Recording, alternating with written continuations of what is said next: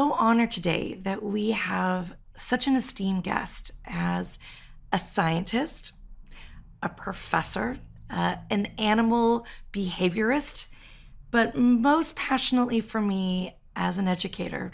Temple Grandin is a spokesperson, an activist, and an ally for those on the autism spectrum.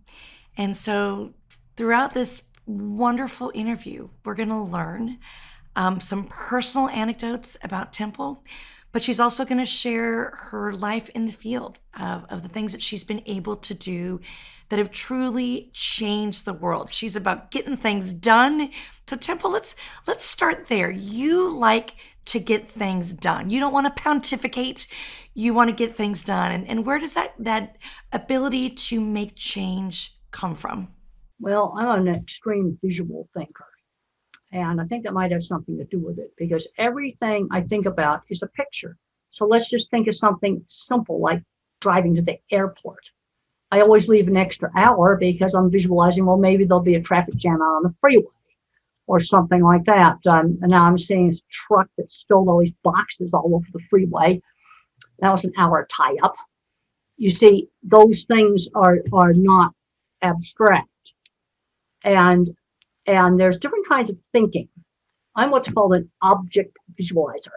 And I first talked about this in my book, Thinking in Pictures, before I learned exactly what an object visualizer was. It's a person that thinks completely in pictures. And that is how I think. I described that in my book, Thinking in Pictures. And I discovered when I was in my mid 30s that most people think more in words. They don't think in pictures. Now, when I write, I see the pictures of the things I'm going to write. You've got the object visualizers like me, and then you've got the mathematical pattern thinkers, where they think more in patterns and think music and math. Those are going to be your computer programs. But I like to get things done. I like real stuff that's not abstract. Because what I've learned about verbal thinking, there's a tendency to have an abstract policy or something like that. But they don't think about how do I actually implement that policy. Okay, like having an inclusive classroom.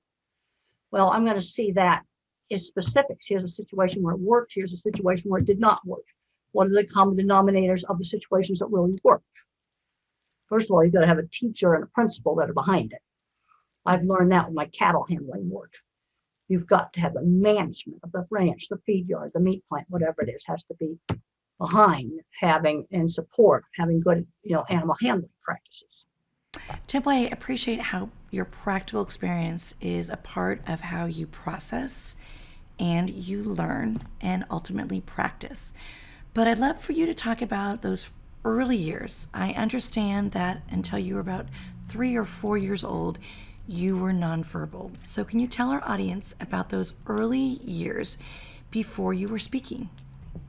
I can remember the frustration of not being able to talk. Very, very frustrating. Did not have full speech till 4.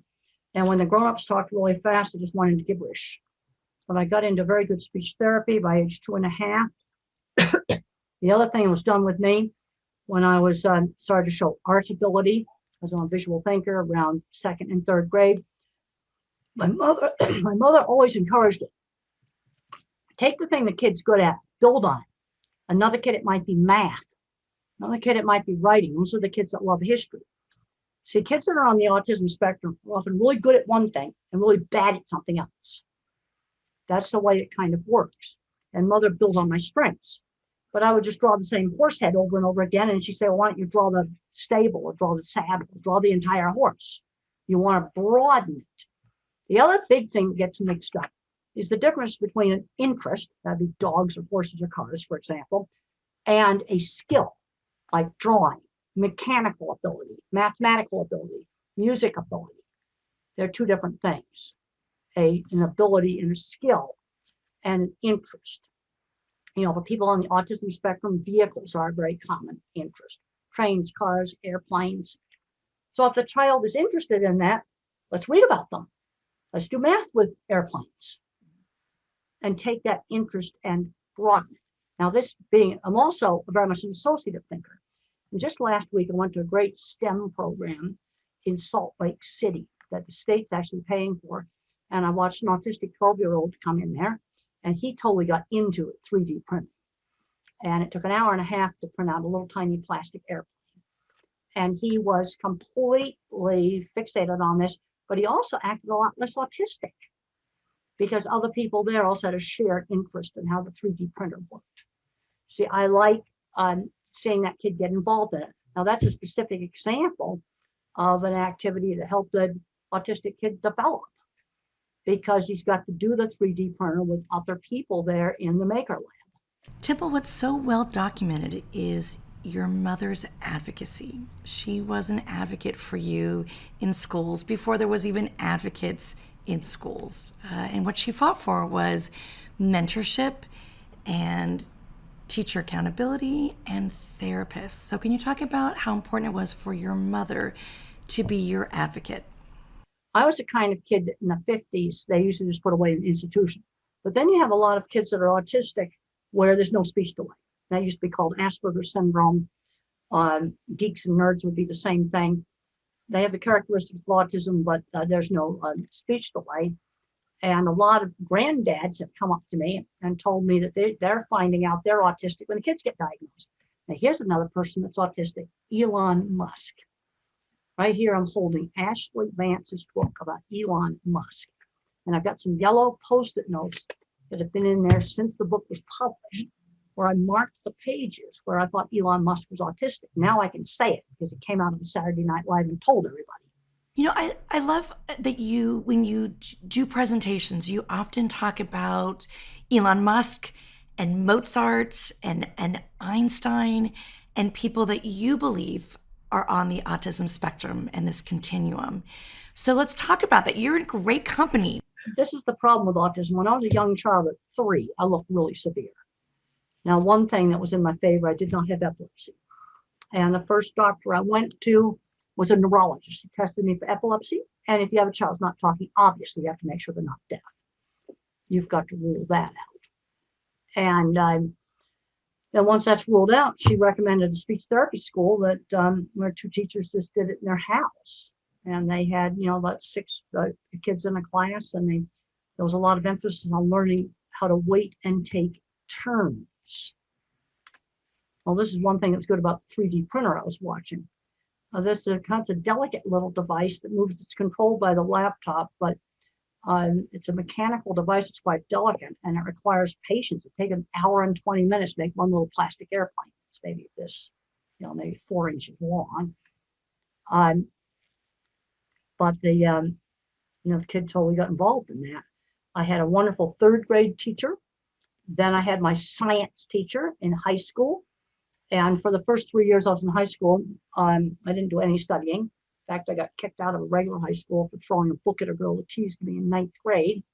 Had to go to school for kids with problems. They had me run the horse barn for 3 years. Another expensive school, horse barn management. But one of the things I learned from that was I learned how to work. And I'm realizing just how important that was. And then the last year that I was there, Mr. Carlock came, and he gave me interesting science projects. So now I was motivated to study because studying now is a pathway to a goal. Yeah, that's really important. You know, what I've loved about your work is you always pay an ode to the 50s. It taught you manners. It taught you how to wait your turn. It taught you how to be self-reliant. Your mom made you get internships and work over the summer. Yes, we were learning work skills. I mean, we were selling candy for charity around the neighborhood. And when I was about 10, my sister and I had a really catastrophically bad Kool-Aid stand. We ran out of sugar, and we found out how much sugar was in Kool-Aid. But you learned you better have enough supplies. You learn something from that. And in the 50s, kids were taught, and that's why a lot of the granddads ended up having jobs. Manners were taught in a really systematic way. And they used what I call teachable moments. So if I stuck my finger in the mashed potatoes and licked it, mother didn't scream no. She just said, use the fork. Other people think that's disgusting when you do that. She'd calmly tell you what to do. And if I went over to the next door neighbor's house, the other mom would do the same thing. That's just the way it was done in the 50s. And I think that was helpful. I'm seeing too many kids today, smart kids with a label, never gone shopping. Mm. I was shopping by the time I was 7 and 8 years old. I also like how you talked about board games, that you have to wait your turn. And now when kids do video games, they're autonomous and alone, and they're not taking turns. The problem with the video game stuff is these kids are not becoming video game designers. They're just ending up stuck in their basement or the bedroom. And there's been 3 cases where an adults with autism were weaned off of video games successfully with car mechanics. And they found that car mechanics is more interesting than video games. See, us visual thinkers also are the mechanical people. Now, there's just been a big hurricane that smashed all the power poles. They've got hundreds and hundreds of utility workers. Well, some of those utility workers, they have to put the stuff back together. And I've worked with a lot of those kind of people in the meat plants. They're going to be some of your visual thinkers. Don't stick your nose up at skilled trades. It takes a lot of skill to put all that stuff back together again or to build it in the first place.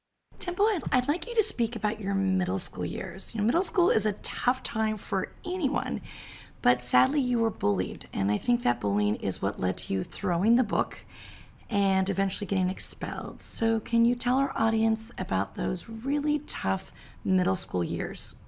A lot of kids are bullied in elementary school. And the reason I wasn't is Mrs. Deach, who was the head teacher for my little elementary school, little tiny small school, explained to the other kids that I had a disability, but it was not visible like crutches or a wheelchair, and that they needed to be helping me, not torturing me.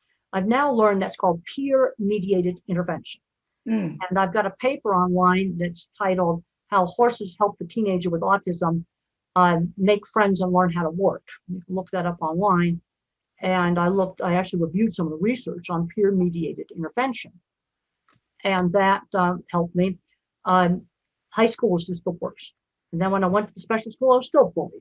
I was called tape recorder because I always repeated the same phrases. I was called bones because I was skinny. And workhorse, another thing I was called. And the only places I was not bullied was shared interest. Riding horses, decorating plastic model horses with my roommate, and electronics lab and model rocket club. Because the students that participated in those activities were not the bullies. Friends through shared interests. I cannot emphasize that enough. Temple, I'd like for you to talk about your mentor, the esteemed science teacher, Mr. Carlock, who formerly worked at NASA, who really encouraged you to expand on your idea of creating a hug machine. Can you tell us about that influence with that incredible teacher of yours? He encouraged me with that because I watched cattle go in the squeeze chute, and I noticed sometimes cattle calm down and squeeze in the squeeze chute to hold them still from getting their vaccinations. And he suggested that I build it and then also do a little experiment, which I did as an undergraduate thesis, which actually finally got written up. I've got a paper on it in a psychiatric journal, so I was really happy to get that actually academically published. Now, one of the things that really holds back a visual thinker like me is I can't do algebra. Absolutely can't. I took a biomedical engineering class. I had to drop it, because I couldn't do the math. But this brings up a really important thing about engineering. There's the industrial design side of engineering. That's me. And then there's the more mathematical side of engineering. And when I was out working on these great big meat plants, it's very interesting when they build the whole factory right from the ground up, how the labor is divided up on who designs stuff. I worked with a lot of people. I worked with a lot of people that maybe just a high school graduate, took a drafting class in high school, that own a metal fabrication shop and have 20 patents. And they do what I call the clever engineering department, the very clever visual things, mechanical things. Then you have the parts of the plant that are more abstract, boilers, refrigeration, roof snow loads, things like that. That's done by the engineer with a college degree. But you still have to have the clever engineering department. And I'm getting concerned that our education system is screening out a lot of the people like me. And they had to get a lot of people like me to put the utilities all back together after the hurricane smashed everything. That's highly skilled work. I'm not talking about just roofing a warehouse. I love that you're an advocate for For diversified learning, for Yes, absolutely. arts, Absolutely. And in my book, music. The Autistic Brain, I present the science that shows that these different kinds of thinking actually really do exist. There's science. And I'm the object visualizer who thinks in pictures. And then you have the mathematical mind that thinks more in patterns. And there's scientific research now that supports that. And an extreme object visualizer is not going to be also an extreme mathematician. And there's lots and lots of people kind of in the middle. But we need the different kinds of minds. One of the reasons why Zoom took over was easy to use.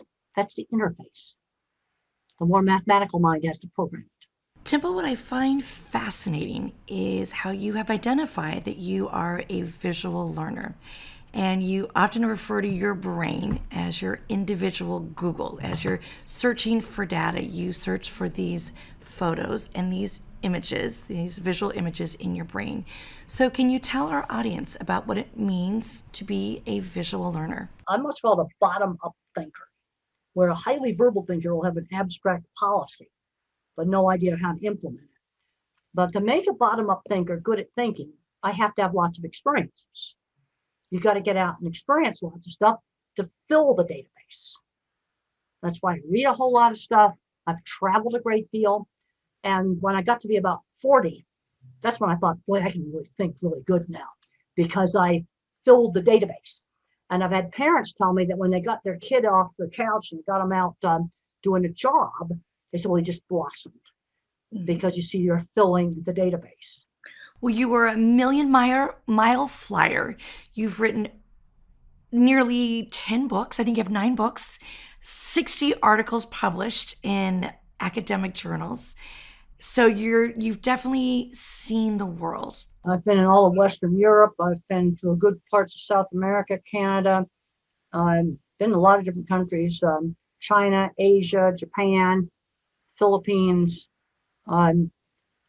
Travel's a great educator. Can we talk about you said something earlier that just made me very sad, and I'm I know that when you were born and in that early age of not being verbal, that an option at that time was to institutionalize children. Well, the thing that was bad in the 50s is that the kids that didn't know how to talk, they usually just institutionalized, and the more Asperger type of kids, they usually ended up getting jobs. Now, where they had problems was in their relationships. And I've got another book called Different Not Less. It's 18 people telling about their lives when they got diagnosed later in life because their relationships were a mess. And that's where the diagnosis helped them. But today, I'm seeing too many kids held back, smart kids that never gone grocery shopping. This is ridiculous. They weren't taught how to use a bank account, just basic stuff like that.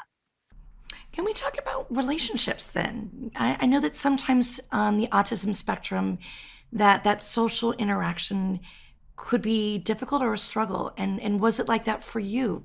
Well, I can shared interests. I get down, we sit down and talk about how we're going to build something. That's really fun. I have problems with some of the chit chat, and part of the reason is I can't follow it. I don't think that fast. I don't shift attention quickly, and there's kind of a rhythm of conversation I still can't do. People say, well, Temple interrupts during interviews. I know I do that. And part of the problem is I can't get the timing right. Because if I was a computer, I'm only an Intel 286 with a really small working memory, but I've got the cloud for graphics storage. Interrupt away. What you have to say is far more important than me. But and then we got to be careful on the first job with multitasking. Don't put them on some crazy busy takeout window.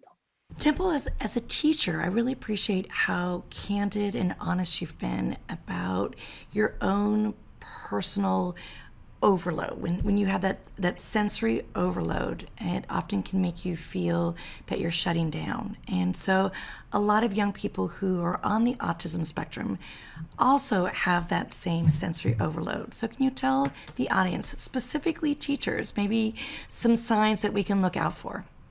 These sensory issues vary a whole lot, and loud noises hurt my ears. I didn't like balloons when I was a child because you never know when they're going to pop. Now, one of the ways to help with the sound sensitivity is to let the child control the thing that makes the noise.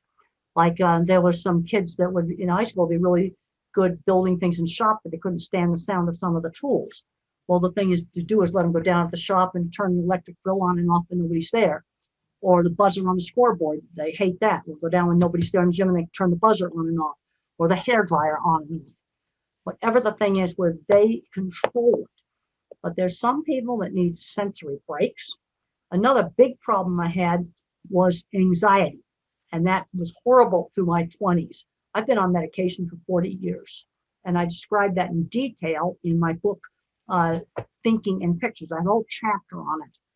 And if you're interested in my experiences with medication, I strongly recommend reading the book because I do not want any misunderstandings about medication. But I question whether I would have been as successful if I had not taken it, because I found out later on that my fear center was 3 times bigger than normal. And what the medication did is it calmed down my fear circuits. That's what it did. You know, and I appreciate you talking about medication. You know, a lot of our parents, educators, teachers may also be on medication, and you've always been an advocate in moderation, to be conservative, but that it lessened your anxiety. You said you used to sit in a room and be so fearful. Well, I'd be so fearful, like I was just paralyzed, and I'd way too many meds are given out to little kids, way too much. But then I know other people, especially visual thinkers like me, where a little bit of Prozac it's made all the difference in the world. And one of the mistakes that's made with antidepressants is taking too high a dose, and then you get agitation and insomnia. That's a complete mess. But I did the DIPVAT projects that were so new before I had meds. But then I don't know, my health was getting worse and worse and worse because of the constant anxiety. And then I went on a little dose of antidepressant, and it like throttled back my nervous system. Instead of going 200 miles an hour, I would now vary from 55 miles an hour to maybe 100 miles an hour. Instead of 100 miles an hour to 200 miles an hour. Okay, I'm sorry, I should have used some metric measurements, but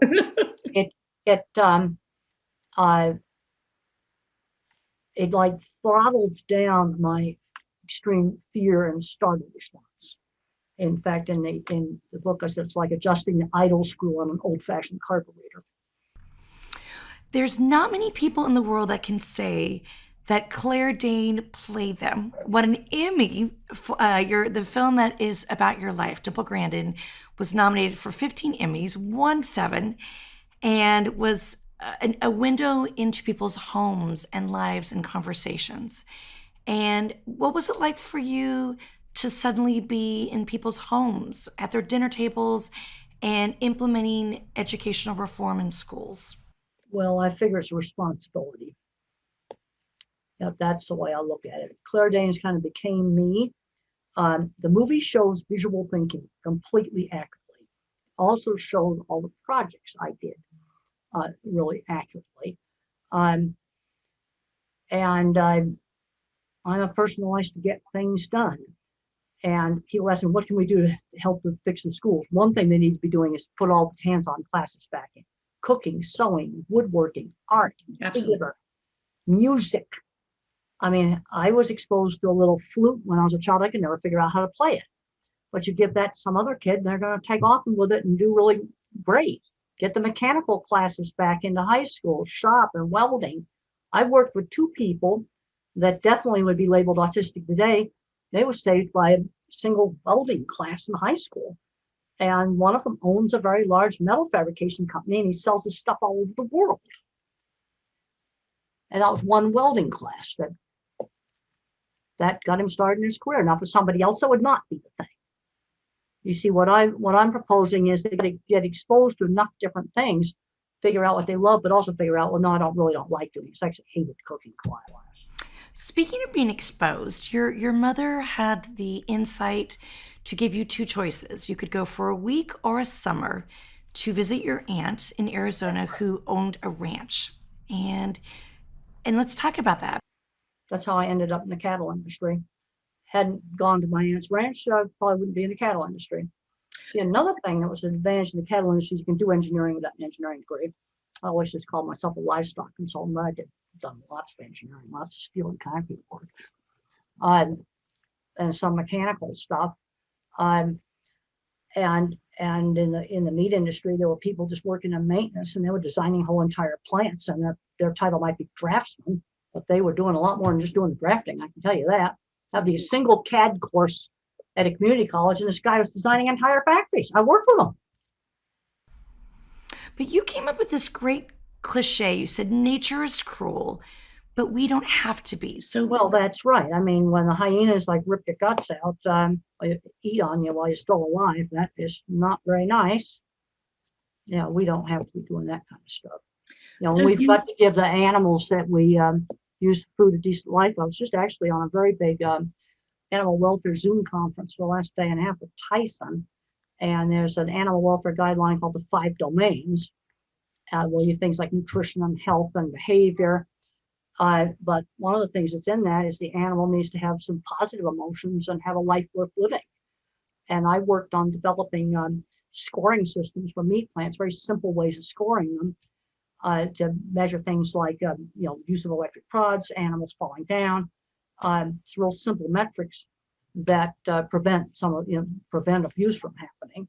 what I love about what you've been able to do is you have great empathy and compassion for the animals, because you believe that they too are visual thinkers. Animals are sensory-based thinkers. In fact, my student Megan Corrigan just finished up a really interesting study, the horse, to show that when horses get afraid of things, it's a visual thinking. She took a plastic play set, a very colorful play set that had a slide and a swing for toddler. It was like 4 foot by 4 foot, or just slightly a meter and a half by a meter and a half, not that big, fit on a pallet. That's internationally the same. And think about the slide on a play set. If I hold this stapler this way, it looks different than this way. Okay, the slide on the play set is going to look different. So she set it up in an alcove in the stable and walked young Holder broken colts and fillies by it 15 times. Now everything was done at a walk because we didn't want any horses really getting scared. And she looked at, did they put their head up? Did they blow their nostrils out a little bit? Did they stop? And when they first saw it, they would do that, and then they would habituate. So now you've got colts and fillies totally habituated to this little plastic play set. Now you rotate it 90 degrees, it became something new. Now, if you've been galloping your horse, that could have been a serious accident. That play set became a new thing when you turned it because it looked different. It looked really different. We would just go, yeah, that's a kid's toy. We got a bigger cortex than a horse has got. But that shows right there that a horse is a visual thinker, and it would explain some of the spooking and bucking people off that seems to happen for no reason. But I think with the way you process and your sensitivity, you ultimately had empathy for cows who were scared. If there was a flag that was waving, or if there was a piece of a fence that was teetering. I noticed he'd stop at a shadow. It stopped. There was a coat hanging over the side of his chute. Other people hadn't noticed that, because if you think in words, you might have a hard time imagining how an animal could even have a thought if they didn't think in words. And there's actually still some big discussions about animal consciousness. Well, when you think in pictures, I don't think in words. It's obvious to me the animal thinks. It also was obvious to me to look at what cattle were looking at. And something as simple as taking the coat off the fence solves the problem. Now, let's say I have a dairy cow and she walks in the milking parlor every day and there's a coat on it, and she'll get used to that. But the new heifer that goes in the first time, she's going to stop. When you started working in an industry that was probably more male dominated on these ranches and working with livestock, do you feel that you were embraced with your new methodology and the way that you were bringing sensitivity to this industry? Well, being a woman was the biggest barrier in the 70s, early 70s. And most of the trouble I had was at the middle management and the foreman level. It was not the owner of the feed yard or the big boss. It was his middle management people that felt threatened. That's where almost all the trouble was. The other thing I learned to do was to sell my work. So I would show drawings to people. I'd show pictures to people. I'd show people what my work was like. In fact, here are some drawings that I have that are in my book, Thinking in Pictures. Wow. And this book's been through a few Zoom calls, so the pages started to fall out. But I learned to sell my work rather than myself. And I've been having a lot of discussions with employers. I said, we need to get rid of the regular interview. Stop, because people with autism don't do well with that. And just have them come in and show, well, give them a programming project and let's see how they do. If they're a math person. Or if there's someone like me, give me an industrial design project and see how I do with it. What I also love is you've asked us to look at language. I think oftentimes the word disability, disabled starts in such, and as an English teacher, it's difficult for me to take those negative words. And you promote diversity in the way that people process. If you didn't have visual thinkers, you never get the power back on. And all that stuff's been trashed, all these big highline poles smashed over. And I'm getting concerned about who's going to be the young linemen coming in. It's a 2-year community college degree. And I'm just seeing kids getting screened out with the algebra requirement. And you do need a certain amount of mathematics, but you don't need abstract algebra. That you don't need, unless you're actually designing power grids. That's for the math heads. That's not for me. As a fellow million-mile flyer, you and I zigzag the country, and I often have spoken in school districts where you had just been, and you are making education better. So what are some of the things that you like to leave as a takeaway? Because I know you're a realist and pragmatic. What do you want schools to do better? Putting all the hands-on classes back in, because some of these kids that are different, that's where they excel. Art class, music class, welding. Some really like cooking. Theater. Now, I wasn't interested in acting in the play, but I made sets and costumes for every single elementary school, high school, and college. But that's something that can turn into a career. I also love that you fight fiercely to get rid of stigmas and stereotypes and shame. I really like the Paralympics and the fact that it's in the same venues and everything, because you're showing what people can do. I don't like all these disabilities being lumped together, because the kind of problems I have are very different than a blind person or somebody in a wheelchair. You see, I don't think about it in words. I mean, I see a wheelchair when I see it. In fact, I saw a wheelchair the other day. I was hooked up to one of those little scooters.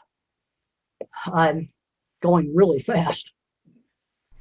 What was it like for you when you suddenly had a diagnosis? And I know it didn't come till years later. Did that help or hurt? And what does a diagnosis mean to you and ultimately to others? Well, I'm concerned with the work side of things, the diagnosis holding them back. I'm seeing a lot of parents that can't let go. They don't think their kid can learn to drive. They don't think their kid can learn to hold a job or even shop at the supermarket. But where a diagnosis helps is the older person with relationships. That's where it's helpful. Let's discuss driving. I got this little prop right here. You can thank our local farm credit union. Just this year, gave out these cute little trucks. And this is what I learned to drive on. It's an exact replica of it. It had 3 on the tree, a horrible clutch. And I started in the horse pasture. It's going to take longer. You're going to have to spend a lot more time learning to drive the vehicle before you touch traffic. I did horse pasture for several hours, and then we started driving to my aunt's mailbox, which would be 3 miles or 6 kilometers from the ranch. So that was 20 minutes driving every day on a dirt road in a really safe place. This is where you got to start. Big parking lots. Oh, the deserted office parks, those are good places to practice. If you're in Texas, oil field roads, great place to practice. And you start out in big fields and deserted parking lots, places that are completely safe. And it's going to take longer. And sometimes in the driver's ed programs, they shove them into it way too quickly. It's going to take a lot more time practicing driving, so that you see, for me, the clutch and the gear shift had to get on autopilot before I touched traffic. That's called motor memory. But if I hadn't learned to drive, that would have really limited my work in the livestock industry. But I believe you're such a proponent of agency and independence. And I love that you fight for others to have agency. And just learning basic skills. I'm realizing now that the 50s tradition of giving a kid allowance, and I got 50 cents a week, that bought about $5 worth of stuff. And mother had certain items that were allowance items. This is pretty standard in our neighborhood. And I could buy 5 comics or I could get 10 candy bars. But if I wanted a 69-cent balsa wood airplane with a propeller, I had to save for 2 weeks. And I'm realizing the important things that taught. Another thing they did in my neighborhood, about the same age, is that when the parents had a party, you had to dress up in your best clothes and greet the guests and pass out the snacks and learn how to talk to the guests. That taught social skills. And if you forgot to say please or thank you, a mother would cue me. You forgot to say, and I'm realizing how important that was. And a lot of the grandfathers I talked to who've been employed also said it was really important. And they learned to work by having paper routes at age 11. So we've got to find volunteer jobs to replace that childhood paper route, like maybe volunteering at a church, volunteering at a farmer's market, or some neighborhood community center. I love that. When we think about the squeeze shoot and how that became your high school science project with your hug machine, can you talk about why folks on the autism spectrum often need that intimacy? It's just deep pressure. And okay, a lot of people say, well, I go to the dentist and they put that heavy apron on you for the x-rays. And a lot of people kind of like that apron. Mm-hmm. That's just an example of deep pressure. And there's some people that have autism that or that really like that pressure, and there's others that don't. See, this is where sensory things are very, very variable. Also, by using the squeeze machine, which I could control. See, that's another important thing. Then I got to where I could tolerate people hugging me. And now I understand that your machine broke in that interim between the machine breaking and COVID and being vaccinated. To what was that like? Did you miss that deep pressure? Yeah, I'm in hugging a few people now that I'm fully vaccinated. One thing that's helped me during COVID, I really recommend this. When the lockdown was, get up every morning, showered and dressed for work by 7 every morning. And I'd let the showers beat on my face and I'd feel a lot better when I got out. It made a difference. In other words, don't just lounge around in your jammies. When you talked about your peer mediation in elementary school, what I have learned is some of the best learning I have learned as an educator is with relationships with people who are on the spectrum. I want to tell you about 2 specifically, and I'd love for you to give them some advice. Okay. One is a exquisite gentleman. He just graduated. Well, the first one, his name is Jaden.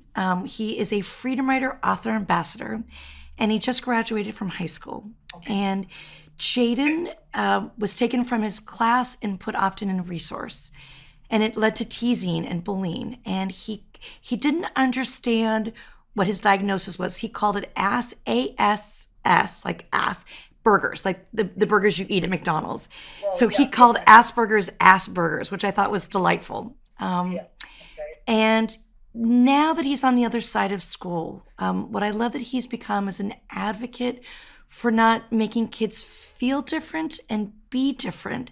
So if you could tell Jaden, who's now just beginning his academic career in higher education, what would be a recommendation for someone who has Asperger's? I'll make a recommendation. I'd tell every student, doesn't matter whether they have autism or they're autistic or whatever. If you get in trouble in a class, let's say you fail a quiz, do something about it right away. Like get tutoring or something. Always flunk the class or fail the class. Realize we're talking to other countries, might not know what flunk meant. And the other thing is do lots of different things, different internships, get involved with a lot of different activities, things that can lead to jobs. I can't emphasize that enough. Just help with the research, professors' research. You can look at their publications. They'll usually be published on the departmental webpage, and get involved in a lot of those things so you can start doing things that will lead to a job. I think there needs to be a gradual transition from the world of school to the world of work. And I've students that are in the pipeline right now, I recommend 2 real jobs before they graduate from high school. And one of the big problems I'm seeing for autistic kids is a differentiation is not being made, where a simple job like maybe pushing carts in the grocery store is a training job. That'd be a training job for me. And for some other individual, it might be a suitable career. And that distinction is not being made. But learning the work skills, I'd recommend it in the summer that he get some jobs, because what you don't want to have is sudden transition where you're out of school. Now what do I do? That's great. So getting work experience while he's in college. The other thing is you'll be a much better advocate if you can tell other students how you got a job at an office supply store. That was one that was real successful, quiet, and got recognized for knowledge of every printer that was in the place. But getting those kind of experiences before you graduate, I can't emphasize that enough. Trying lots of different things. I've just got a new graduate student in, and we had lunch today, and we talked about some of the things she wanted to do, and I strongly recommended, talk to Terry, he's one of our other professors, about some of the research that's going on at the experiment station, and get involved with helping them work cattle. Get involved with the horse experiments or horse research or whatever. Get involved in a whole bunch of different things, and you're going to see what you like. You're also going to go, yeah, I hate that. I never want to do it. It's also important to find that out too. The other question I have for you is a Freedom Rider teacher. Her name is Carol Ann. And when I met her and I discovered that she also is on the autism spectrum, I invited her to a teacher training, and she said, I can't come. I'm not a teacher. And I said, Carol Ann, you very much are, because you're going to come to this training and teach us about the autism spectrum. So for those that are not in school, they're parents, they're adults, what can they give to society? I had some problems. I had another good mentor. His name was Jim Uhl. He was a former Marine Corps captain, starting a small steel and concrete business to build cattle handling facilities. And he seeked me out. And he was another very important mentor. And I had a problem on one job. The customer wasn't satisfied. And he says, no, you don't give up. You just got to keep on going. He was another super important mentor. And there was another former Army officer that was the superintendent of the local Swift meatpacking plant. He was another person who was extremely helpful. And it's interesting, they were both former military officers. There's sort of a no-nonsense, get it done mentality that they have that I seem to resonate with. Those people really helped me. You never know where you're going to find mentors, but Jim was attracted to me because he'd seen my drawings, and he needed somebody to design projects for him to build. And we made, for 10 years, we built jobs together. And then I went away to Illinois, and the cattle industry got less in Arizona, and he went off and did commercial construction stuff. As a former Time 100 Person of the Year, you were in the Heroes category. I'd like you to give advice to the 4-year-old Temple who was learning to speak, was going to go to school shortly. What advice would Temple, now with her PhD and her books and her advocacy, tell a 4-year-old Temple if you were a 4-year-old Temple's mentor? Well, I want to get them out doing things. And that's why I did books like The Outdoor Scientist, where I described rock collection my sister and I had on, observing animal behavior. I have another book, Calling All Minds. When I was about 6, I was making little bird kites and parachutes and tinkering. Let's get that kid out there doing things. We got kids today that are growing up, they've never used a tool. They aren't doing enough just hands-on stuff.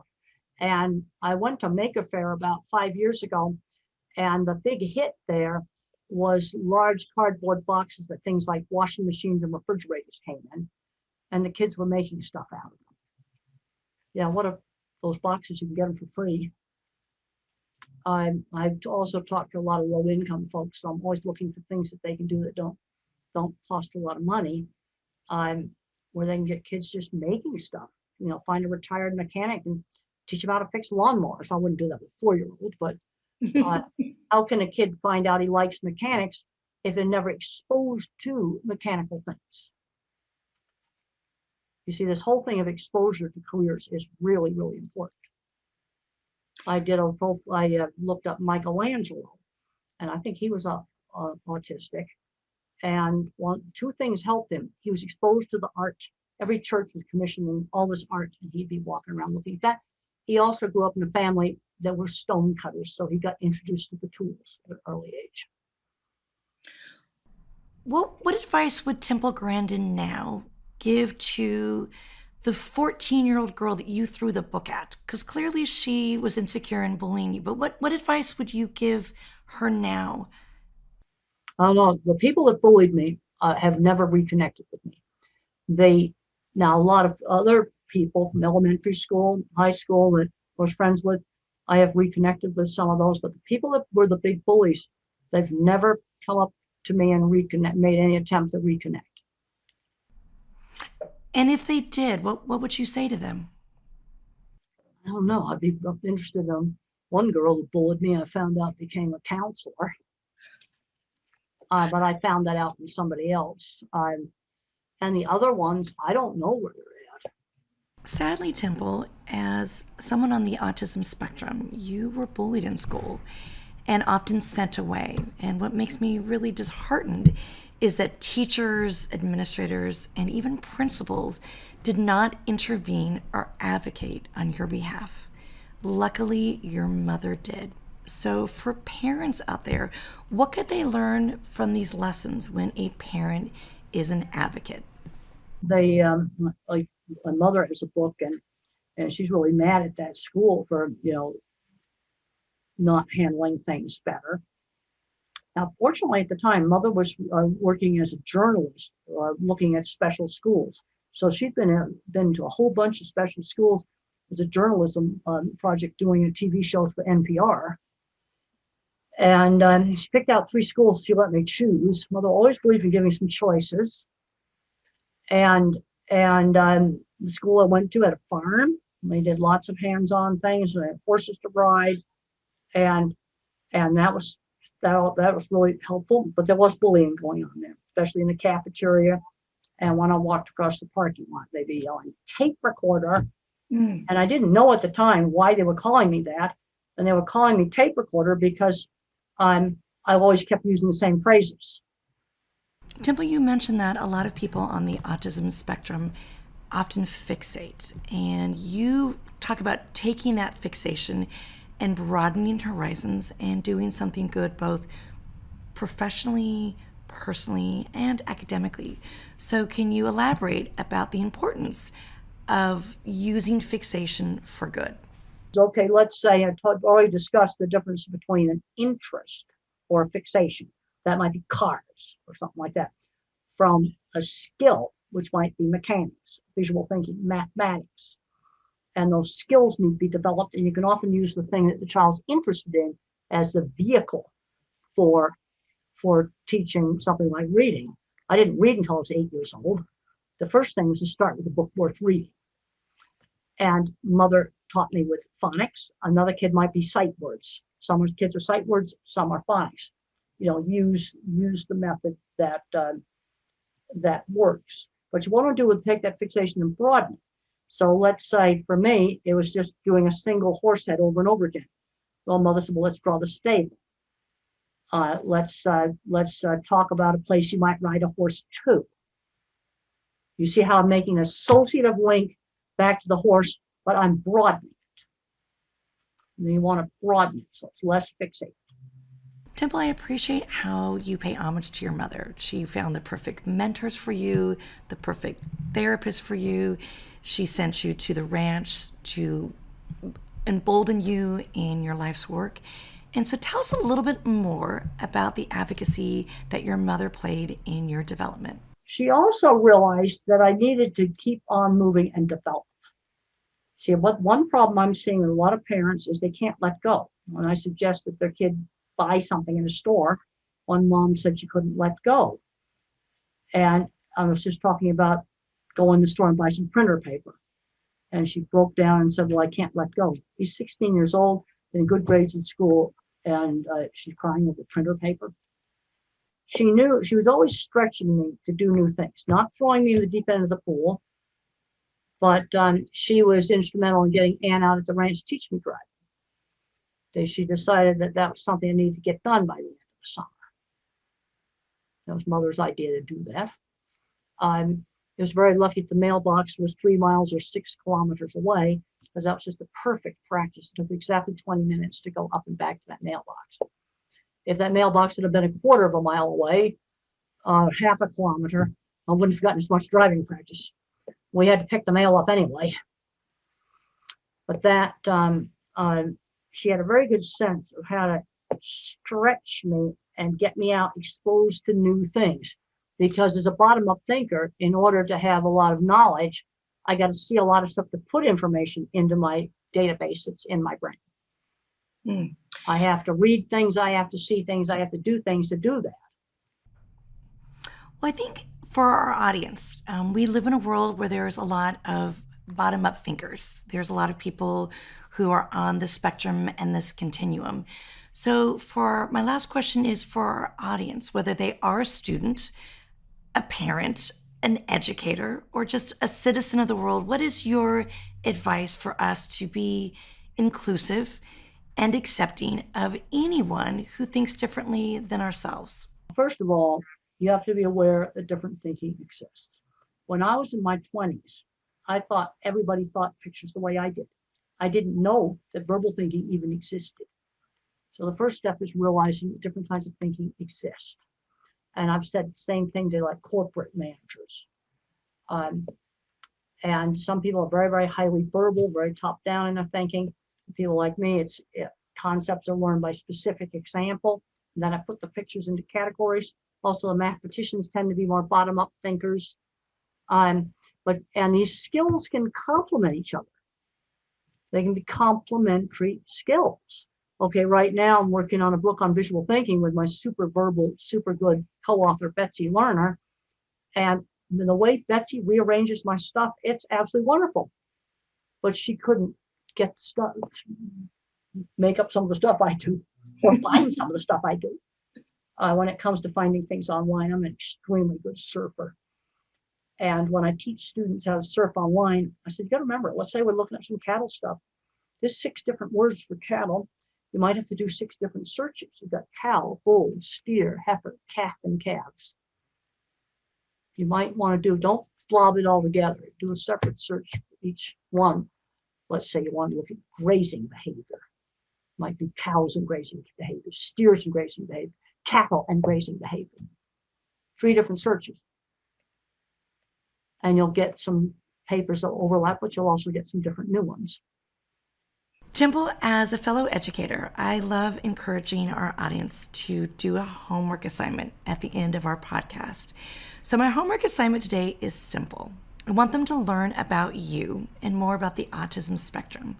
To do so, they can watch the incredible Emmy Award-winning film about you, or they can pick up one of your books. You are a voracious writer and scientist. So can you tell us about some of the books that you could encourage our audience to pick up and read? Thinking in Pictures is my autobiography, and I just did a new afterword in it. And it has some of my ideas of education. Then I've got The Way I See It. This book is a lot of little short chapters and really great for teachers working with the younger kids. So those 2 of my really important autism books. And then I also have lots of livestock and animal behavior books. And I already talked about The Outdoor Scientist and Calling All Minds, because we need to get kids out doing things. We've got kids today growing up today, they're afraid to make a mistake. I had a teacher ask me, I just couldn't believe it, the teacher asked me this. One of the projects was just a simple snowflake. I had a teacher ask me, what would happen to a kid's self-esteem?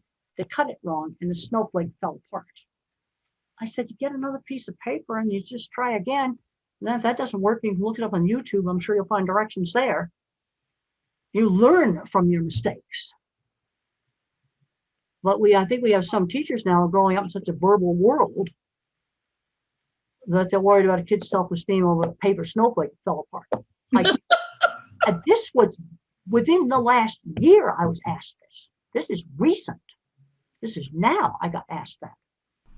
Well, we're gonna allow our audience to fail forward, to take risks, and to not be as fragile as that paper snowflake. Temple, you have just been exquisite. I can't wait to read more, to learn more, and I thank you for enlightening our audience. Well, thank you so much for having me. It's been absolutely wonderful talking to everybody. And I just want to see kids that are different just get out there and be what they can be.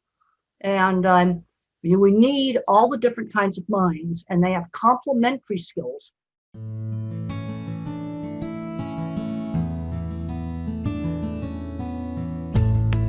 I'm a freedom writer, and I have the pleasure to introduce an amazing woman.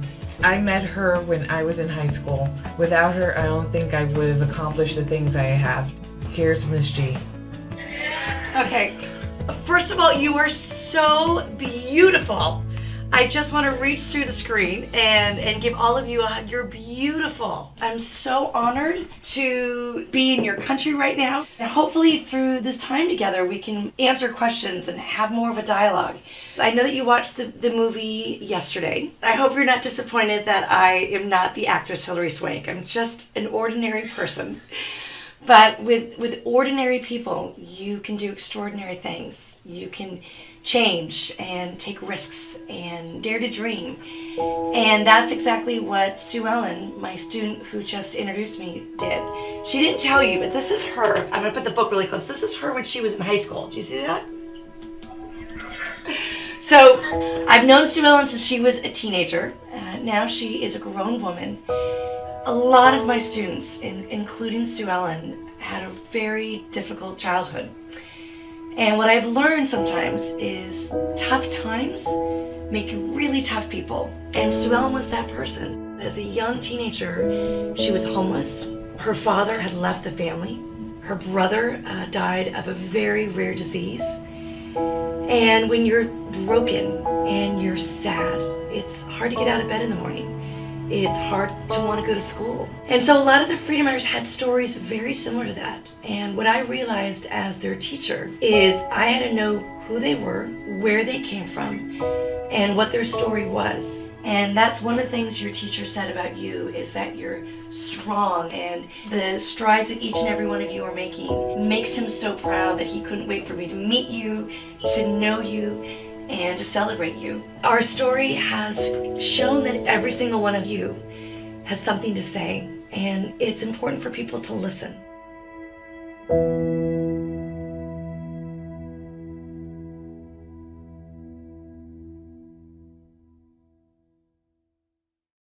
Aaron Gruelle and the Freedom Writers created the Freedom Writers Foundation to provide educators with tools to empower all students to succeed. I felt it was really important for us to continue evolving and continue creating curriculum that went to where a student was at. When the pandemic hit, we knew intuitively that quick transition from in-class instruction to online learning would be difficult for a lot of educators and students. We created a 12-week curriculum that really looked at mental health parity in our classrooms. Showing those videos to my kids helped them to see that they're not alone in this world. It's something that can be used with any person of any age. Just knowing that everybody on that screen was there to make sure kids didn't miss out. Please consider making a donation to the Freedom Writers Foundation so that we can continue to make heartfelt curricula to address students' social emotional needs.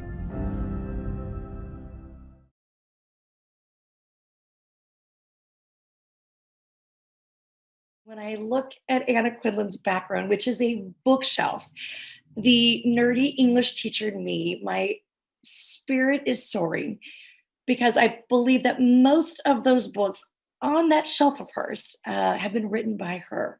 She's written over 20 books. So hidden in that bookshelf are probably every copy of every book, both nonfiction and fiction, children's books and pictorials et al. So let's start there with your love of writing. Did your love of writing, Anna Quinlan, begin when you were in elementary school and were asked to read books, or when did your love of writing begin? Oh, I'm so glad you asked the question that way, because particularly for students, I love to answer that question. I don't love writing. I really hate writing. I really hate it. Every time I sit down at the computer and pull up a document and start to work on it, there's a Jiminy Cricket on my shoulder that says, well, this is not very interesting. Well, this is not very good. Well, this is not as good as the last one. Well, this is not what the last review said you did well. It's all those voices of doubt and insecurity. And I often think that writing is as much an exercise in security and self-acceptance as it is an exercise in putting nouns and verbs together. So I think it's very important for younger people who sit at the computer and struggle and therefore conclude that they can't write, to know that in my experience, there are a lot of us who do this for a living who struggle too, who are My always mind is blown. My mind is blown right now, because I just assumed, because you've been a journalist, a columnist, and an author, that it came easy and naturally for you. See, that's the big misconception that, and I think it's a particularly American point of view, that if you're good at something, it must mean that it's easy for you. And let's just think of this in terms of other professions. Michael Phelps, most decorated Olympian. How did he get to be so good at swimming? He did it over and over and over again. And sometimes he failed. And sometimes he felt like he was pushing a rock uphill. A great surgeon becomes a great surgeon by doing it and then redoing it, thinking about it. And I think again, we do this huge disservice to young people, because when it doesn't come naturally to them, when it's not simple and easy, when a teacher says to them, this is a good start, but you need to take another crack at this, they don't hear, well, that's what writing's like. You write and then you rewrite. What they hear is, I failed. And I don't ever want any kid to feel that way, because there may be inside that kid a real writer struggling to get out, and they shouldn't mistake the struggle with lack of ability. Where were you when I was learning to be an English teacher? And I don't say that rhetorically or facetiously. I mean that legitimately, because I think what you are able to demystify is that the struggle is real. And because I had students, as you know, the freedom writers, who weren't natural born writers in their minds, it was a struggle, and it was awkward and uncomfortable at first. And I wish I would have had that insight when I began my journey, because it would have made it so much easier for me, as well as so much easier for them. I wish I had at hand here a copy of the first draft manuscript of one of my books, because if I did, I would just shuffle through it for you. And what you would see is my editor's annotations on virtually every page, saying, now, sometimes saying nice or great or yes, all those things you want to say, and sometimes saying through an entire paragraph, which basically means this slows down the action of the book. And I'm working on a book about writing for people who aren't professional writers. And one of the things that I say is that I hate that revision process, that I hate it and fear it. And I'm a big baby about it. And I sort of stomp around the house and say, she's never understood me, even though she's edited every book I've done.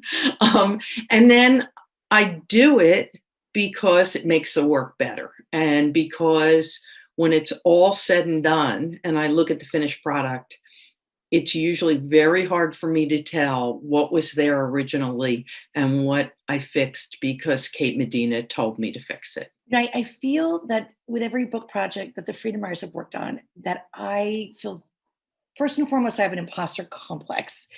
And then I get very insecure. And then I want to crawl under a table in fetal position and suck my thumb. Is that normal? Yes. Is that image of being fetal position something that a lot of writers feel? Yes, because think about it. Writing isn't really, I mean, at some basic level, noun, verb, adjective, noun, verb, adverb. But what writing really is, particularly the kind of writing the freedom writers are doing, is this. Hello, world. Look at me. Take me as I am, warts and all. That's the scariest thing on earth to say that. And so inevitably, there's part of you that thinks, no, let's do this. Let's do, hi world. Yeah, it's me. Except that nothing happens then. You know, in the anniversary edition, the 20th anniversary edition of the Freedom Writers Diary, you have a young man who talks about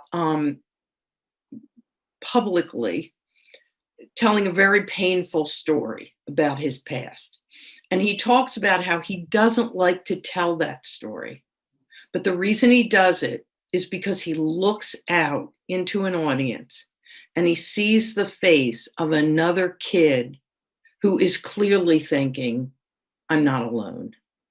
And that's what makes writers write, because at that moment when someone says, you put my thoughts into words, you said what I was thinking, you made me feel less alone in the world. I mean, my God, could you do anything in your whole life more powerful than making another human being feel less alone? And that's why, despite the fact that, you know, I do hate and fear it, and every time I think I'm not very good at it, I keep on writing because of those moments of connection. And by the way, not only those moments of connection to other people, but those moments of connection to myself. I mean, sometimes I write a sentence or a paragraph and I look at it and think, oh, that's what I think. And those moments, you know, there's nothing like them. I want to share, I'm just having this out of body experience right now. And I have to share, when I was young, I would watch my father listen to classical music. It was usually like Vivaldi or Mozart, and he would literally weep. And I could not understand. You know, my father was a professional baseball player at one point in his life, and this very macho man tearing up and weeping over something that was this wave of beauty. And when I listen to you, I feel that same feeling, like I just want to weep. And I say that to you because when I first met you, it was a moment for me of being an inappropriate fangirl. I was such a voracious reader of your work. And I think because I was so insecure, the validation that you gave us, not just by writing in Newsweek, The Last Word, but the fact that you quoted us back to the world. And I remember weeping when I read it to the Freedom Writers. I drove around town and I bought every copy of Newsweek that I could find. I have 150 students, so I had to find 150 copies of Newsweek at the time. And we actually included what you wrote in our teacher's guide because I wanted the teachers that came after us to read what you wrote. And I want to know if I could share some of the things that you wrote then that make me weep, like my father listening to Vivaldi. You titled it Write for Your Life. And you said, Freedom Writers is about the power of writing in the lives of ordinary people. That's a lesson everyone needs. So kind of at the gate, you demystify that it's just for people in the ivory tower or those fancy publications. But here's where it really got to me. And then one day, she, being this crazy teacher here, she gives them all marbled composition books and the assignment to write their lives, ungraded, unjudged, and the world breaks open. So beautiful. You go on to say, writing can make pain tolerable, confusion clear, and the self stronger. Words on paper confer a kind of immortality to make sense of themselves.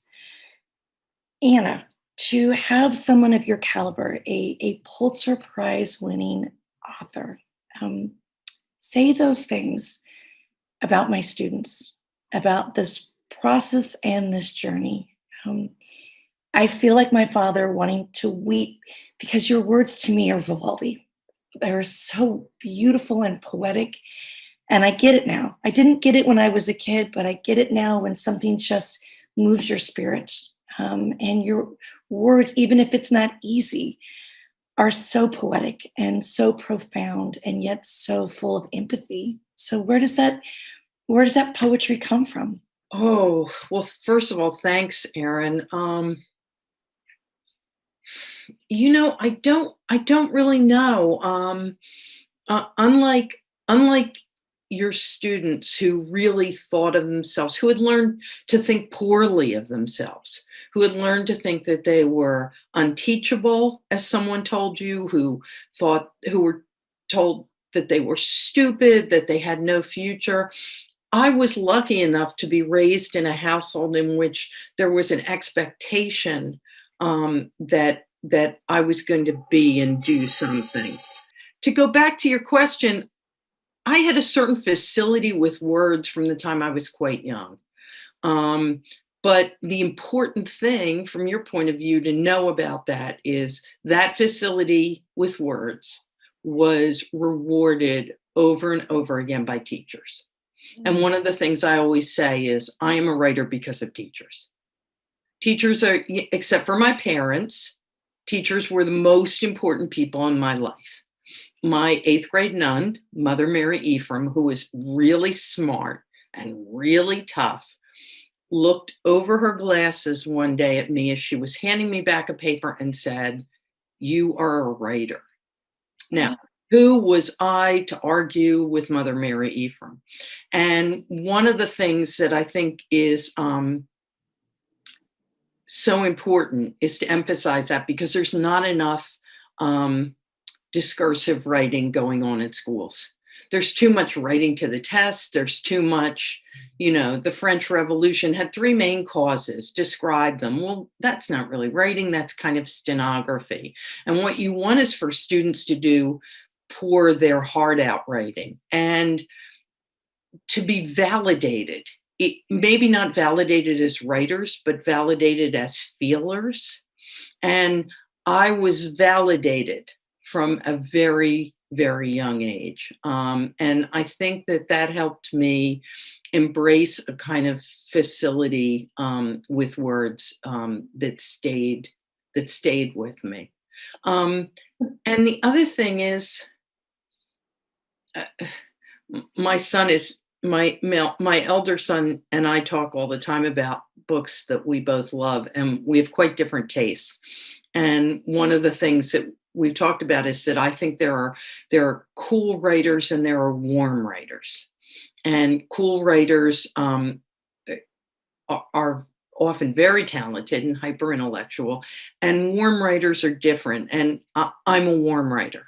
I do feel that connection to the reader. I do feel when I'm writing as though there's someone there, because if I didn't, I wouldn't keep on doing it. And I think that feeling of connection is something that I try to have come through in the work. I think in 2021, I think we all missed empathy and compassion with that. We had a bully pulpit for so long that your former profession as both a journalist and a columnist, was the emotional pinata of our former president. And I think what you did every single day, whether it was starting at the New York Post and then eventually going to the New York Times and then to Newsweek, every day you showed up and you shared stories, and you were anything but the enemy of the people. But how did that feel to have someone with power create a dialogue with others that journalists were not to be trusted, that they were to be feared, that there was something called fake news? How did that feel, knowing that you spent your entire career doing something that was so noble? Well, it felt pretty terrible, but I couldn't believe that the American people over the long haul were going to buy it. You know, Americans are people who like to complain about things that they can't possibly give up. So, you know, there was all of the fake news from people who were glued to the news. They might not have been glued to the kind of news that I consume, but on the other hand, I had a greater ability to consume news than in any time in American history, because I could get the BBC on my computer. I could read the Chicago Tribune, the LA Times, as well as the New York Times and the Washington Post. So the extent to which there is so much information out there, I find pretty heartening and thrilling. And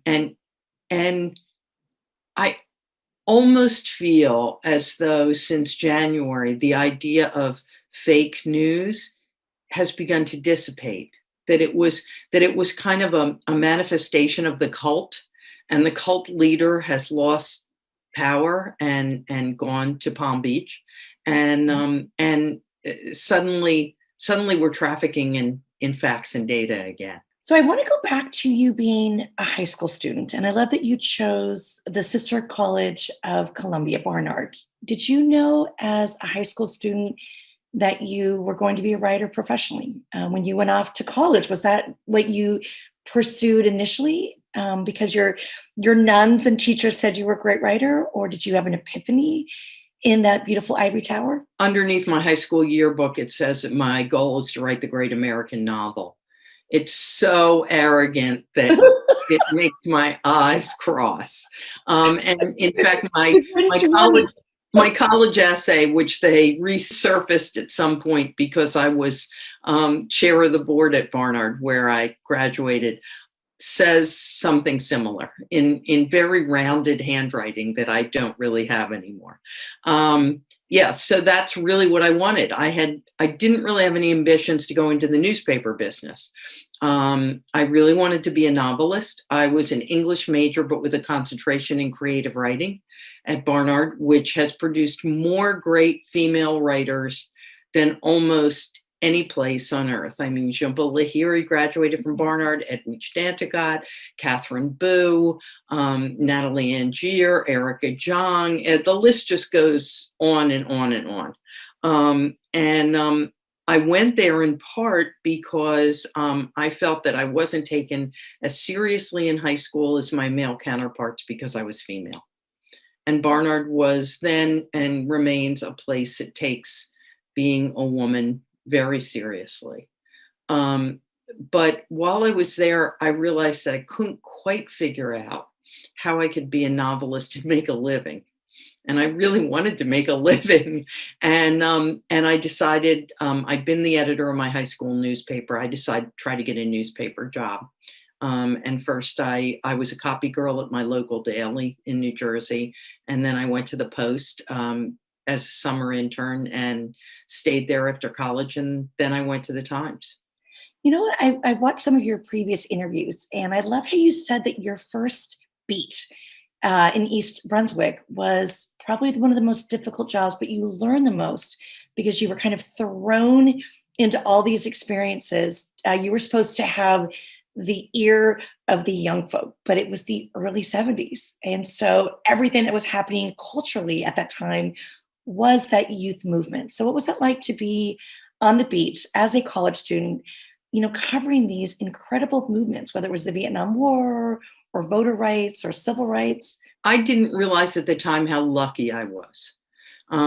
First of all, that my editors would trust this 19-year-old girl who really was green to go out and cover a story, but they did. And second of all, that this was this kind of, well, we didn't really realize what a cauldron of change the early 70s was. I mean, it's only in retrospect that it's as clear as it is now.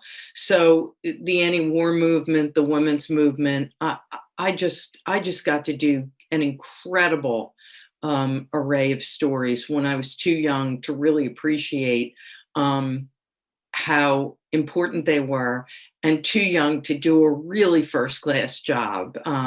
To which I have to add that I had the most spectacular editors at both the New Brunswick Home News and then at the Post, who really never said to me, "Kid, what the heck are you doing here? You don't know what you're doing." Who just really helped me grow into the job in a way that, I just can't thank people enough for. You know what I love that you were able to do at that time. At 19, I understand that you went home from your sisterhood at Barnard to help take care of your mother, who sadly passed away from ovarian cancer. But that must have done something to your psyche that makes you grow up faster than most, and that ultimately became the work of One True Thing, that also became a semi-fictional feature film starring Meryl Streep as your mother. So, what was that like to go back and recount that really painful moment and decide that this is going to become part of a semi-fictional work that would become both a best-selling book and then a heavily touted film where Meryl Streep was nominated for an Academy Award? Yeah, but Meryl getting nominated for an Oscar, I mean, I feel like I could have written The Cat in the Hat and Meryl would have got nominated for an Oscar. I think there's two distinct parts of this, Erin. The first is that nursing my mother through the end stage of ovarian cancer, and then working as a city desk clerk at the New Brunswick Home News while taking care of my 3 younger brothers and my sister before I went back to school. Completely changed my life in every way. I mean, I am the person I am in large part because first I was Prudence Quinlan's daughter, and then I was her survivor, and that just changes everything, being a motherless daughter. But I didn't really think of One True Thing in that way. I think in every novel you find something that is not necessarily literally true of your life, but is kind of a touchstone of your life. For example, I have a novel called Still Life with Breadcrumbs, in which the main character is a photographer who has been famous for a certain kind of domestic photography. And I'm not a photographer, but I understand what it's like to have people think of you in a certain kind of way because of the art that you produce, which is considered stereotypically female. So with One True Thing, the touchstone was that I understand what it looks like when someone's dying by inches of cancer. But Kate Golden, the mother, and Ellen Golden, the daughter, are so different in so many ways from my mother and I that it sort of changes the whole thing.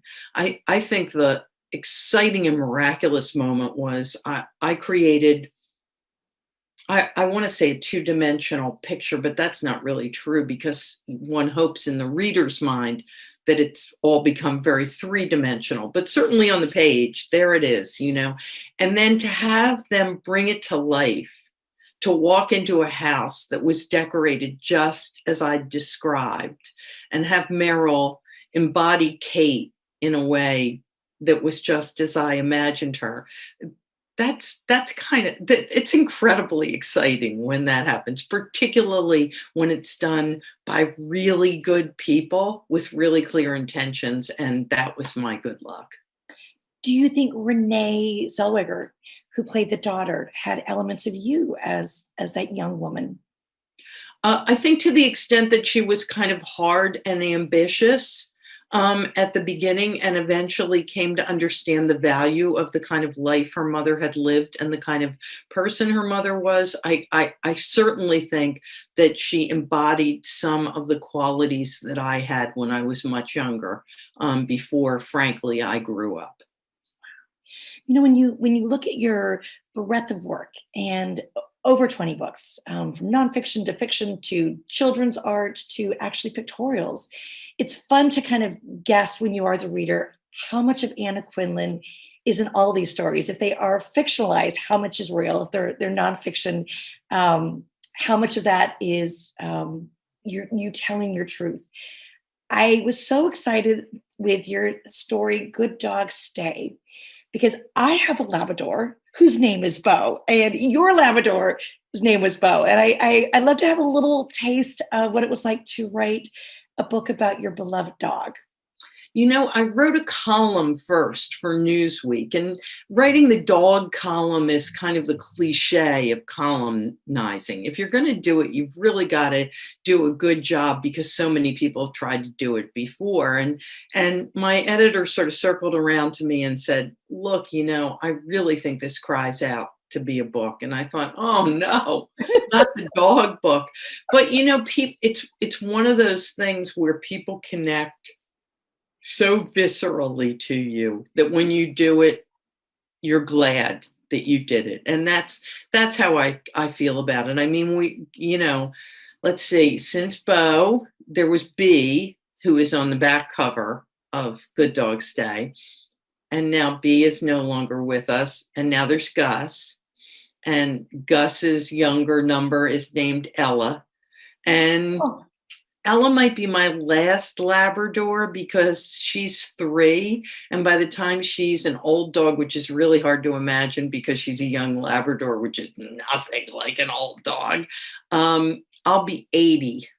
And I'm not sure I'm up for a new Labrador at 80, but I guess I'll wait and see how I feel then. Well, I love that book because Bo is our therapy dog. I bring him to work every day. So every freedom rider has grown up with Bo, and every freedom rider teacher I've trained has met Bo.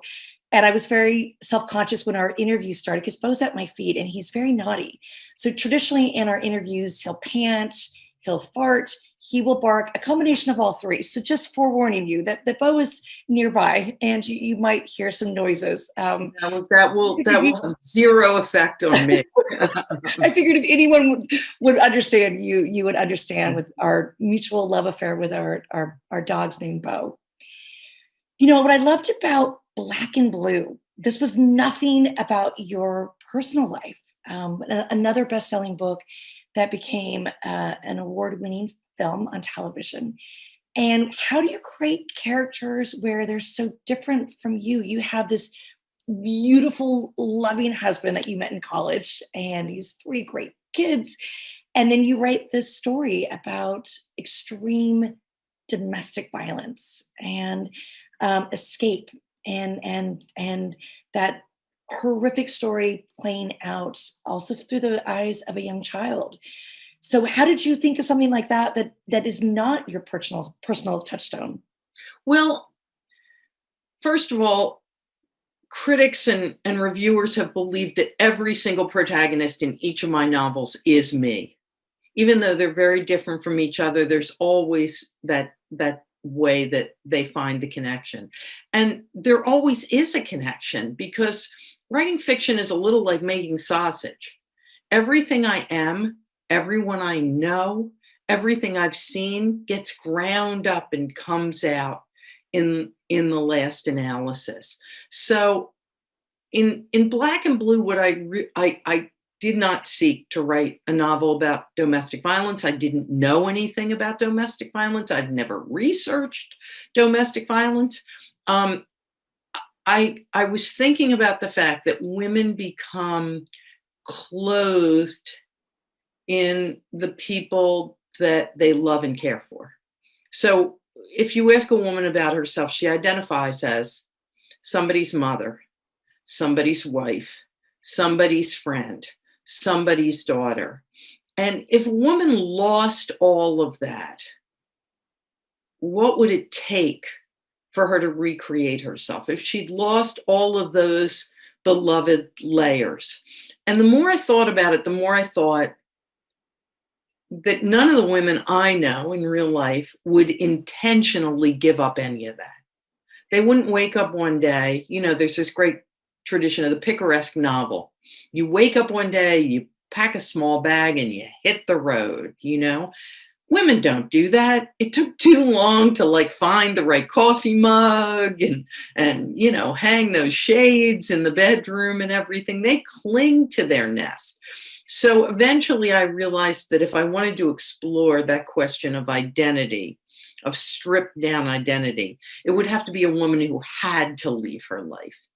And that's what brought me to the idea of Fran Flynn and Bobby Benedetto and her using a kind of an almost an underground railroad to help women who were being beaten by their husbands to flee from them.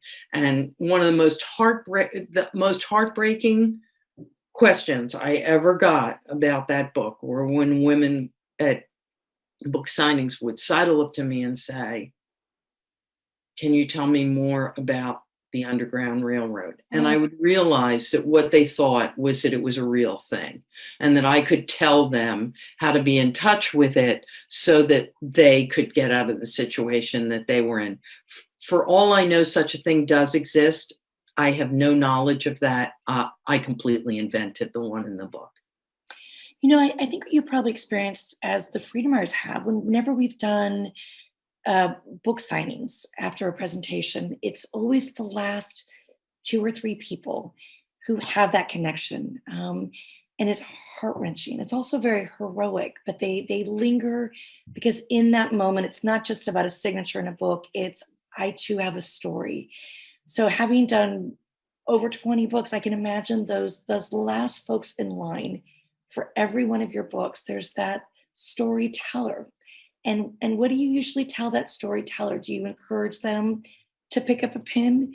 Do you encourage them to write what needs to be written? It depends on why they've approached me. I've had to say over and over again to the people who run bookstores, who are, by the way, all fantastic people, but you know, who are interested in making the event work correctly. And I have to say to them, there are going to be people who stop in this line and give me things or tell me things, and they cannot be hurried. And I understand that you want to move the line along and everything, but there are people, if somebody is standing in front of me weeping, we cannot hurry her.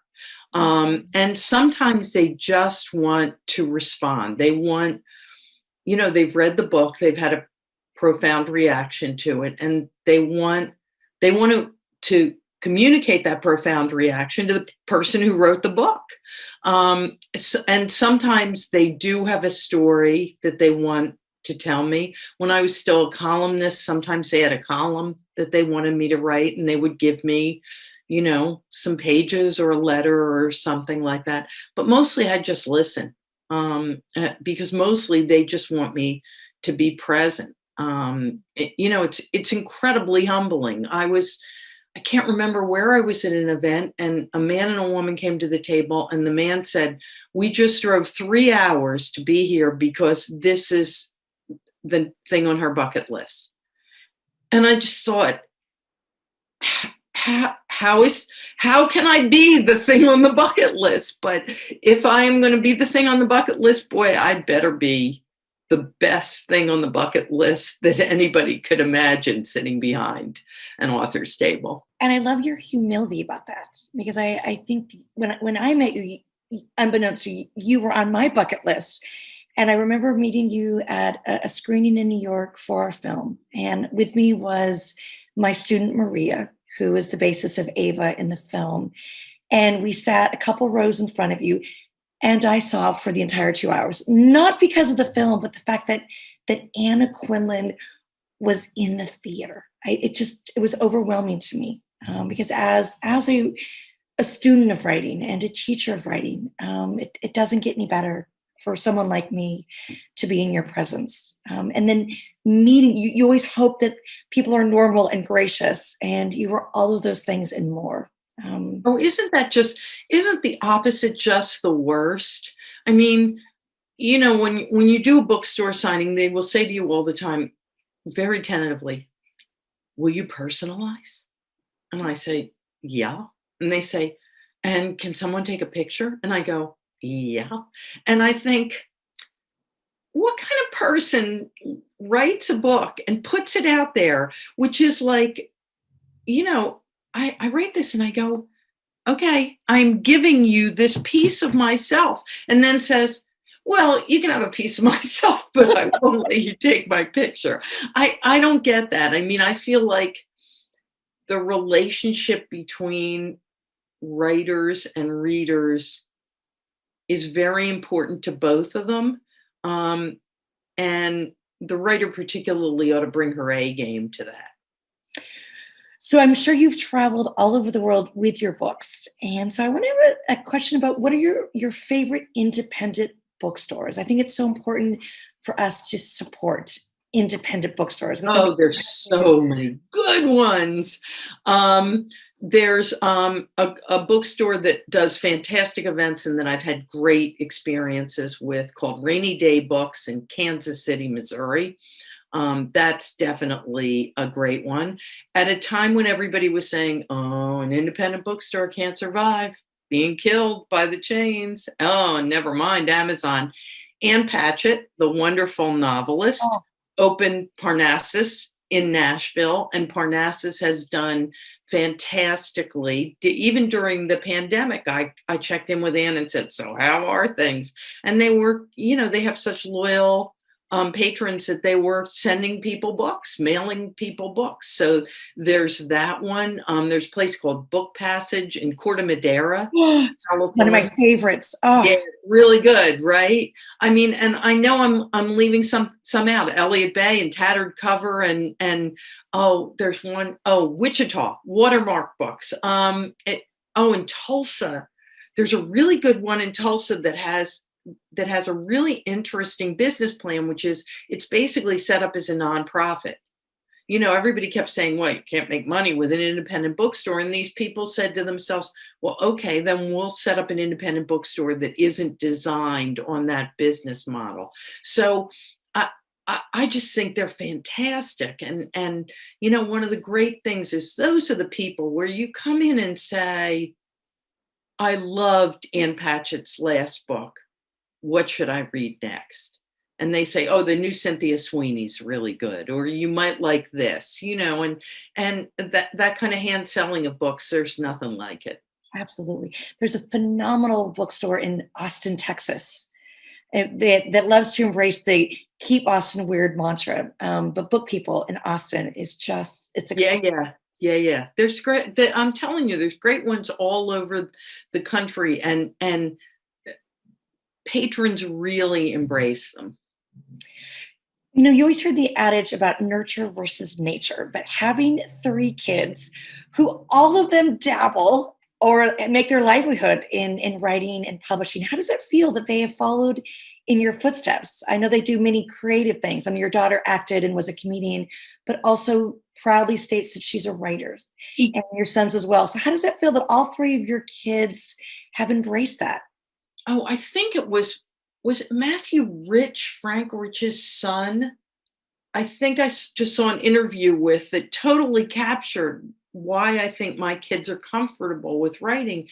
And it's because I don't want to be flippant about this, but to a certain extent, I made it look doable. So, okay. She gets a cup of coffee every morning and she vanishes upstairs. And 2 hours later, she comes down and says, oh my God, it's so terrible. And she gets more coffee and goes back upstairs. And I think I demystified it in a way that I think lots of parents can demystify certain professions for kids. I mean, look, it's no coincidence that a lot of police officers in this country are 2nd, 3rd, 4th generation police officers, because they've sat at the dinner table and listened to the stories about how it works to work on the street, or doctors or lawyers. And I think the same is true with writers. I don't think that there's any question of, some weird little allele on one of my genes that got passed down to these 3 that suddenly made them able to string words together. But I think from a very early age, they thought putting words down on the page is something that you can do for a living. And I think there probably was a moment, given what a wacky mom I was with my hair on fire, when they thought, if this woman can do it, anyone can do it. But I think of the veracity in which you write.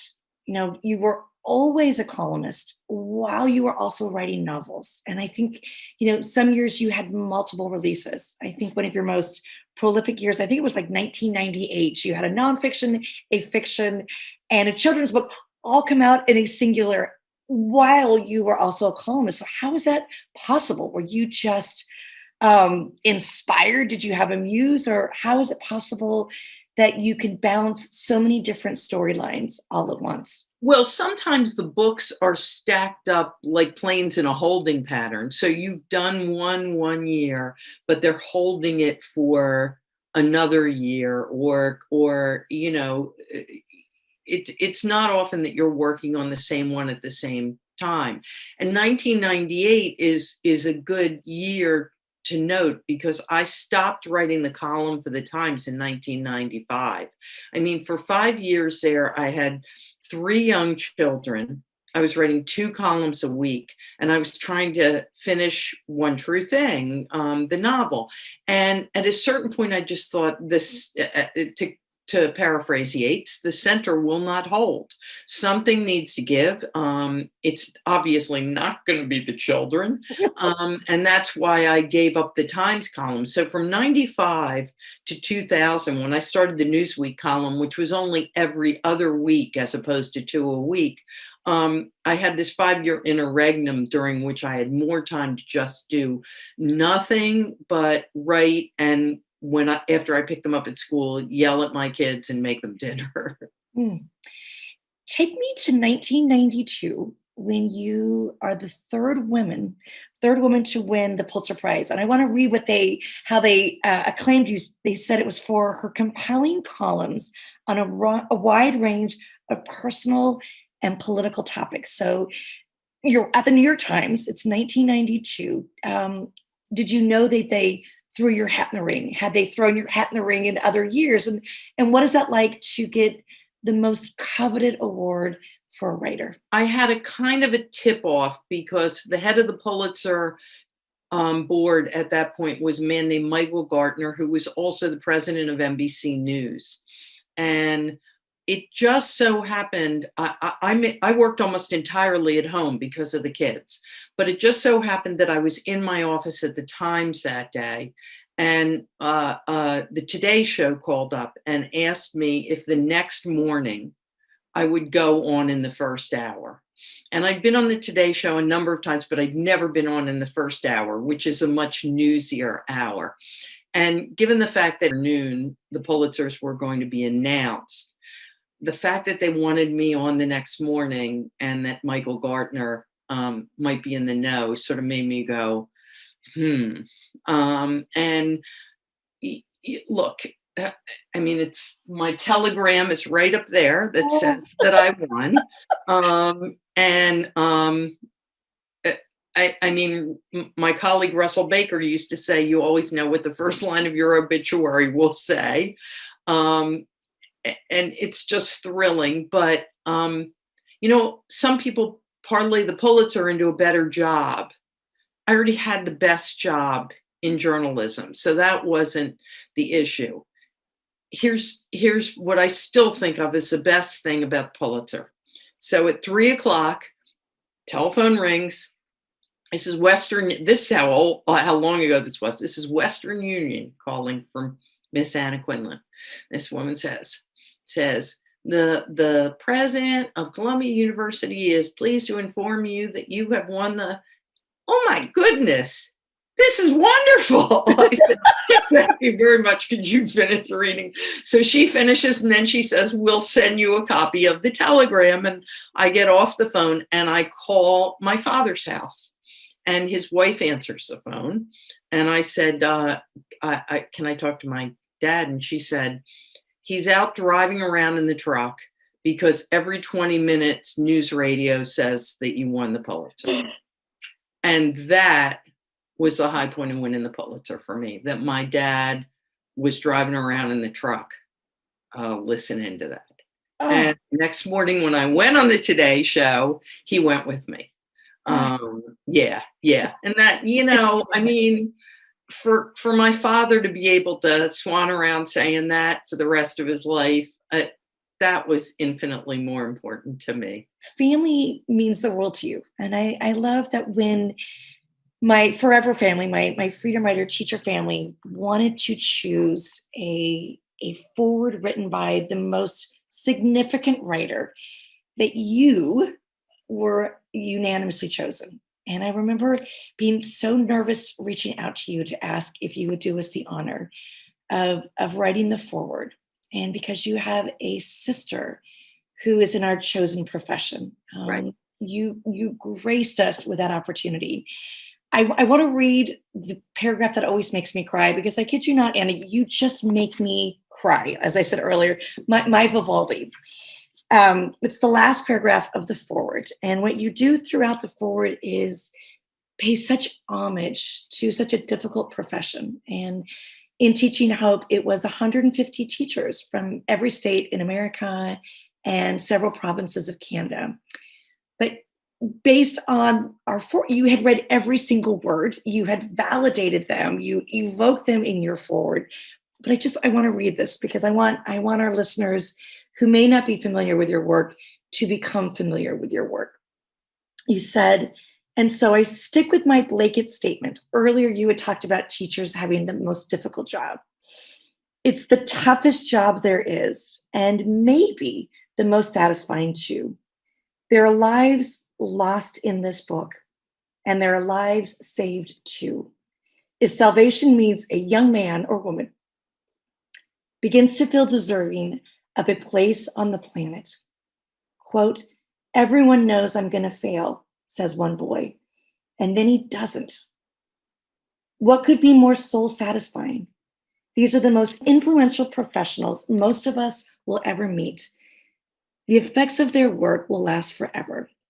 Each one here has a story to tell, each different.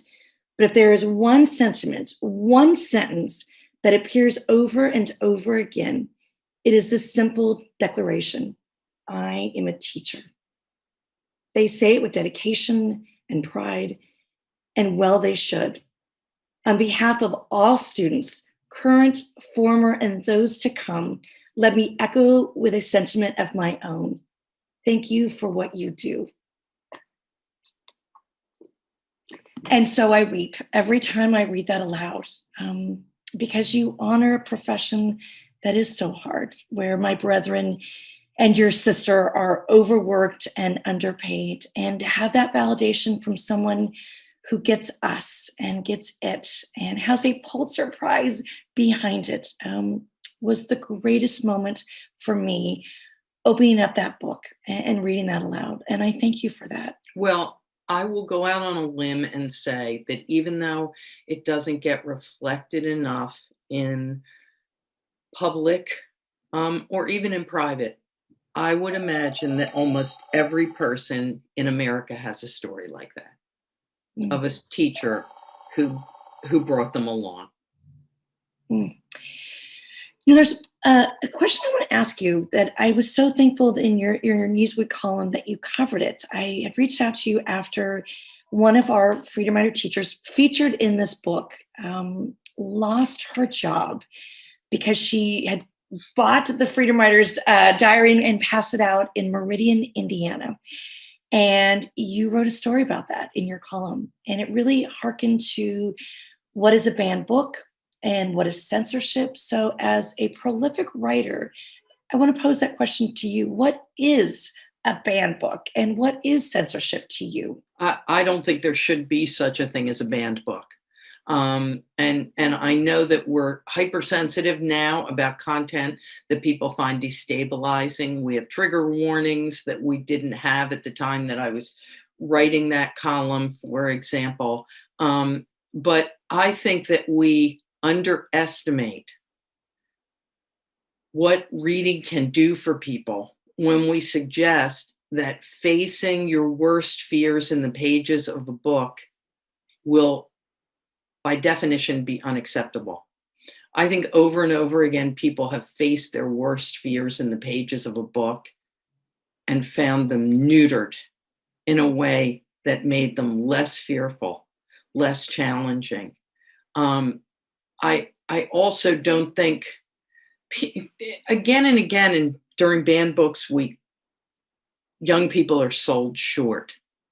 You know, will young people who read about witchcraft in The Crucible or in Harry Potter become Satanists? Will young people who read about sexual situations become sexually active? We so talk down to younger people as though we were never young ourselves, or as though we think the worst of the young people we once were.